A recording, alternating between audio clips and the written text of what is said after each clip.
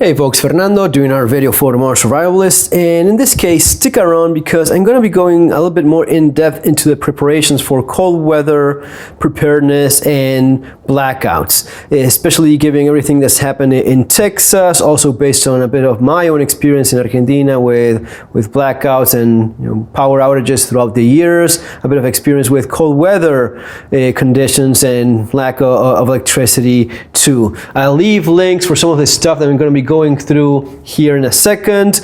I'll also leave the links for my books in which I do talk also about dealing without situations without electricity, a bit more on the practical side and street survival skills, a bit more of a long-term thing for my first book, The Modern Survival Manual, Surviving the Economic Collapse. It's going to be about 20 points, maybe a bit more regarding the things that worked and the things that did not work. So let's get to it. Maybe the first thing you see most people commenting on is having a generator. People that wish they had a generator, people that were happy they had one or planning on buying one after all this mess. And sure, if you feel that you need one, by all means. I'm a bit more of the idea that if you plan accordingly, in most cases you can get around without one, but it's gonna be a lot of a personal situation kind of thing. If you need, for example, refrigeration for life-saving medication, but you absolutely need one, or if you need it for a device that keeps you alive that needs to be powered, I mean, yes. Even if it's a matter of lifestyle, if you just don't want to know that there's a power outage and your 20K generator kicks in and it works without you even noticing, fantastic. Now, all of that, of course, is expensive and it's a lot of fuel involved. So keep that in mind. If you plan, usually you find ways of getting around it. At least that's been my experience in most cases. But I'll leave it up to you specifically in that case. Now, when it comes to some of the things that people were mentioning using a generator for, one of the things I've noticed was that people were saying, yeah, I'm glad I had my generator. I was able to power my cell phones and my tablets and my electronic devices. For that sort of thing, though, I'm of the idea that a good solar panel, something like this, is better suited. This panel, even with a little bit of ambient light like the one you see here, it's going to be enough just to power a cell phone like plugged to the wall. These are very efficient. Nothing like these other ones that are just basically gadgets. And this little solar panel, even though it has like the plug and the USB port and such as to power a cell phone, either with this little panel or this crank device, this is no good. This really does not work all that well.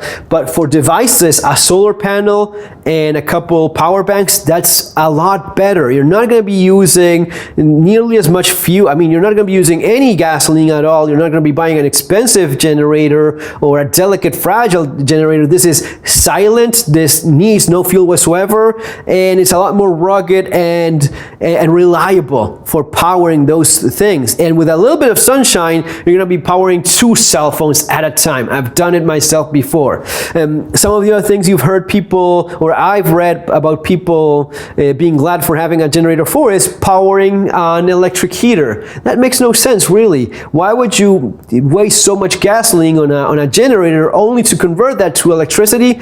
A kerosene heater is a lot better. I have several videos on these. In fact, the previous video from this is me showing how to use that specific kerosene heater. Kerosene heaters are a lot more simple. They're cheaper, but a lot more simple, a lot more reliable than a generator, especially when it comes down to converting that fuel into heat. This is much more efficient and safer and more reliable, so way too many advantages to ignore.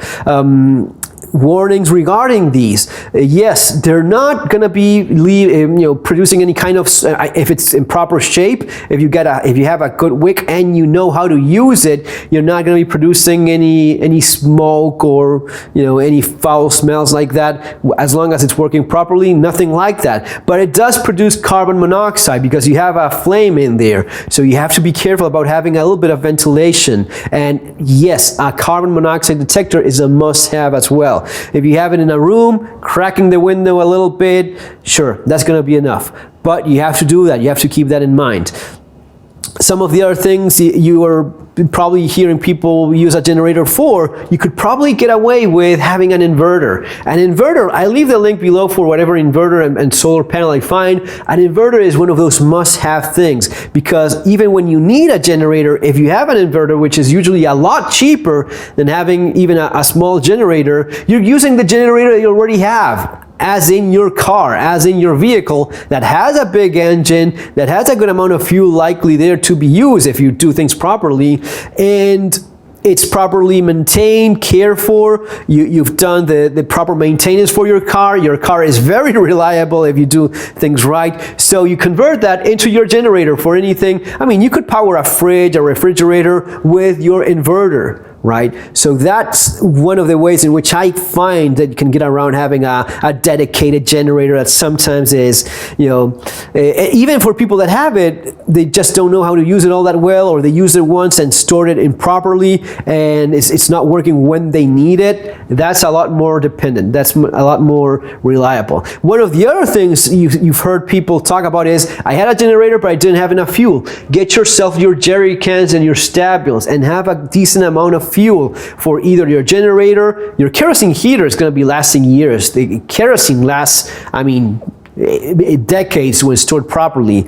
Gasoline, you kind of have to rotate and store it properly, but still, you heard about people having a generator but not having enough fuel for it. All right, so all of those things to be kept in mind. Basically what you're looking at, guys, in things that worked, was having alternative forms of heating. This was a big thing, especially for Texas, where people simply were not used to it. I was reading about a family of four. Four of them died in Texas because they used a fireplace that they obviously were not familiar with, and was most likely a decoration rather than a functional fireplace. I mean, sure, it was a hole on the wall with a chimney going up, but probably little more than that, and some plaster around it and making it look pretty. But those poor people thought they could heat with that, and sure, they you know, lit a few logs and whatnot, but without any experience on how to use a fireplace, maybe a log rolled out of there or a sparked, and you know, the house burned and people die. That is, you know, the lesson here is know how to use the stuff that you're planning on depending on. You know, I have a fireplace, but I have it with a very nice insert glass door. It has ventilation on this side. It has a metal box that heats up. I mean, the thing works like a very, very efficient heater when you put a couple logs in there, but it's designed so as to be used that way. It's not for decoration. It's one of those things that is both for decoration because it's nice looking, but it is functional as well. In Texas, given that the climate is not all that indicative of what you would need for cold climates, when you have these houses that have a fireplace, usually it's decoration. Regarding fireplaces, people, things that didn't work, fireplaces that were gas operated for, you know, having a little bit of a flame, but was mostly decoration, even though they had, you know, like a couple fake logs. I've had those before. Those things heat nothing. Those, I mean, they're just for decoration in most cases. You have a couple fake logs, kind of cheesy, and a bit of gas goes out, and sure, it's nice, but it's not heating at all. You want to have something done properly and get used to using it and know how it works. When it comes to having an open fireplace, you definitely need a screen, and maybe even a common, you know, metal mesh screening is not enough. It's not safe enough. You just need to get used to using these things before you can depend on them for a crisis. Another thing that did work, having a good amount of wood already cut, ready to be used. Process as to use in your fireplace, in your stoves. Sure, one of the things that didn't work was people having a huge pile of firewood that was not processed, that was not close to home, and that was under 3 feet of snow when they needed it the most, and they couldn't even access that. So you see how there's so many little details and so many things that could go wrong. Burst pipes because the construction is not suited for that kind of climate, and in most cases, you don't have kind of regulations forcing you to do things, and it's up to you and the constructor to decide if you're going to be putting pipes in one place or another, if they're going to be more insulated or not, if they're going to be cutting costs or not. Whenever I hear people talk about how you shouldn't regulate anything, I just laughed, to myself, because I know that those folks never have been involved in any kind of construction. There's a reason why you have building codes regarding what kind of structure, what kind of concrete, what kind of structure you have in beams and columns, how much metal you put in them, because if not, you literally kill people. It happens all day long in the third world, where builders try to cut costs and put a little bit less of metal or make those columns a little bit thinner, and the entire thing goes down, claiming the lives of innocent people that had no idea that that construction was not up to code. All right, so it's not always that all codes and regulations are worthless. In some cases, you most definitely need them so as to have a safe place. Now, when it comes to bust pipes, sure, in cold climate places, that's kind of a giving, and constructors know that thing. But when it's not, and when you have that flexibility, it's up to you to know what's going on. And sure, those pipes may burst when it gets a little bit colder than usual. I mean, I live in a pretty warm climate region and very close to the equator. I could go all winter long basically with t-shirt and shorts and little else than that, but I still prepare for this kind of possibility with a couple kerosene heaters, just in case that happens. I have a way of staying warm in that kind of situation. All right. In terms of forms of cooking and preparing food, I've talked before, the kerosene heater, some models will allow you to cook food on top. They have a bit of a, they have that shape so as to place a pot and you're boiling water. Maybe you have a wood stove, you can use that as well. But get used to using that so as to know how much wood you need, so as to know how much time it gets, and how to cook with that specifically. This is basically so as to warm a little bit of water, have a bit of boiling water, and a little bit more than that, not much more. But at least you have something. Sometimes it's about what you know, the knowledge you have. With that bottle of alcohol, this tin of tuna, and a few holes, this works like an efficient burner. I've used this before during blackouts. I can boil water and prepare a nice stew with this little tin. Okay, so all of those people that think, oh, I need to run a generator to cook food and boil some rice. No, you don't need a generator to power a kitchen device that has to boil rice. You can do that with a bit of alcohol. It's a couple bucks and a tin of tuna. Okay, guys, little things that have worked for people in the past, little lessons that people in Texas maybe are learning right now.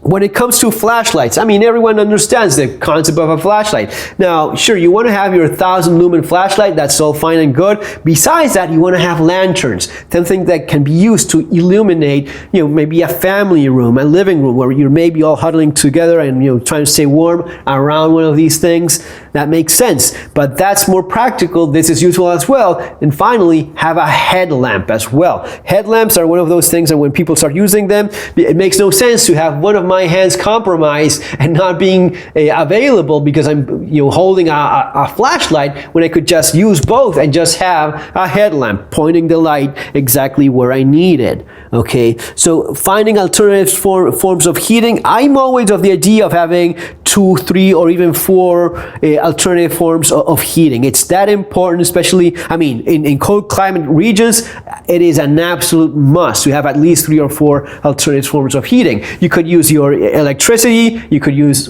a kerosene heater, you could use a wood stove or fireplace, but again, keep it in mind, decoration fireplace, not the same thing. Make sure it's something that you can actually use, give it a try, all right? People not knowing how to take care of their plumbing. Some folks, one of the things that did work was leaving the faucet open, a little bit of running water. In some cases, that avoided burst pipes. Not always the case. Some cases, I'm sure they burst nonetheless, because that's a thing as well. Even if you leave a little bit of running water, if it's very cold, that may freeze as well, especially in a house that's, plumbing is not properly insulated. But knowledge of how your plumbing works is important. Knowledge of how to fix that is also important. So one of the things that didn't work was people that had burst pipes and had no idea how to fix them, or at least how to improvise a solution until proper fixes were implemented, all right? And yeah, no doubt, that's something that a lot of people were commenting on, especially in Texas, with plumbing running on the exterior walls that were not well insulated. Another thing that did work was having enough food in place, because in the middle of this thing, you just cannot go around just finding a open store. I mean, when cars are driving around like slipping along the ice, that's not the moment to go out and get something to eat. You should have your food stocked up already. One of the things that did work was having water already stored. One of the things that didn't work was not having ways of making that water safe to drink. The water purifying plants were not working well, or were not working at all, apparently, based on some of the things I was reading. So people were being instructed to purify water, boil your water. Okay, so for boiling water, you need a heat source, you need fuel, okay? And a lot of people did not have that, maybe using tablets, maybe using a filter. All of this is very much important.